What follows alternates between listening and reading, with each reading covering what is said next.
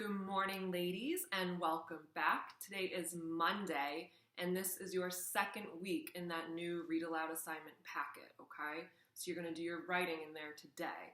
But before you can do your writing in that packet, you need to watch this whole video and then click the link below to watch the actual Read Aloud.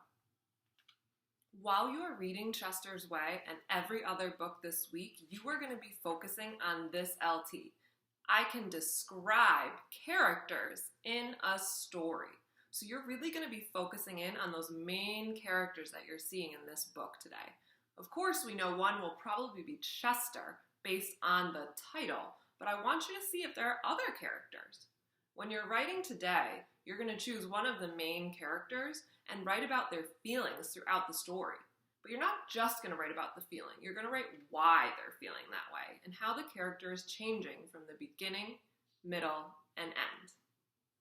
One thing we noticed from last time is that we're still struggling a little bit with introduction sentences, which is totally fine because this is actually something really tricky. But you girls are going to be professionals by the time you are in second grade. I can already tell, and we have already seen so many improvements in your writing. So here's an example that I want you girls to look at. It says, the book, Chester's Way, is about friends always doing the things that Chester wants to do because he is bossy. I want you to take a minute and really look at that sentence. Read it to yourself again.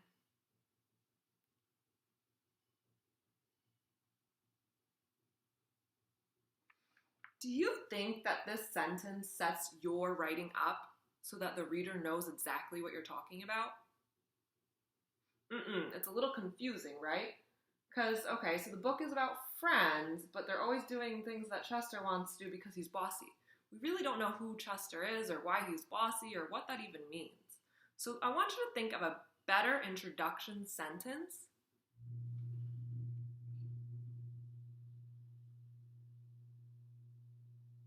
All right, I'm going to show you my example. Are you ready? I'll let you read it first, and then I'll read it with you.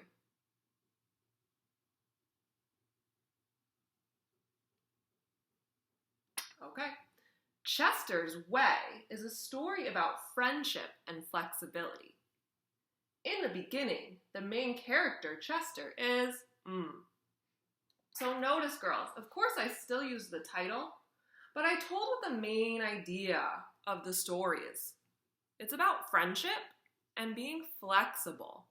So that sets our reader up to know what the whole background is, so they understand why you're writing what you're writing. And then, in the beginning, the main character, Chester, is, and of course you would fill in what he is. But it tells us that you're going to tell us the beginning, middle, and end. It tells us who Chester is, because Chester could really be anyone. Our reader might not have read this book, and they don't know that he's the main character. So think about that when you're doing your sentences this week. Got it? Great job, girls. All right, ladies, and last but not least, here are those writing tips. Always remember, start those sentences with capital letters and end them with punctuation. Use finger spaces and your neatest handwriting, please, ladies. We need to be able to see this so you can get your best grade for your best work. And then, of course, the title of our book, which is, that's it, Chester's Way. Make sure you include that in an introduction sentence like we just practiced together.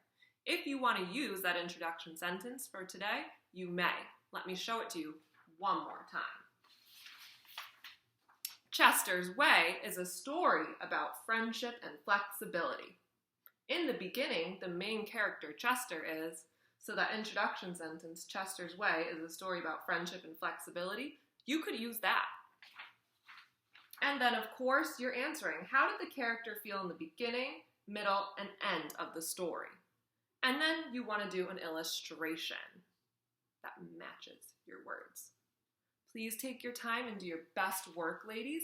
As always, keep this in that file or, of course, in that packet because your grown-up will need to send that into school with you once we're all back together. I can't wait to see your work. Your grown-up can also send that picture on Class Dojo to your teachers, but please make sure you're keeping these all together in that file. It's super important, girls. Good luck, and I will see you next time.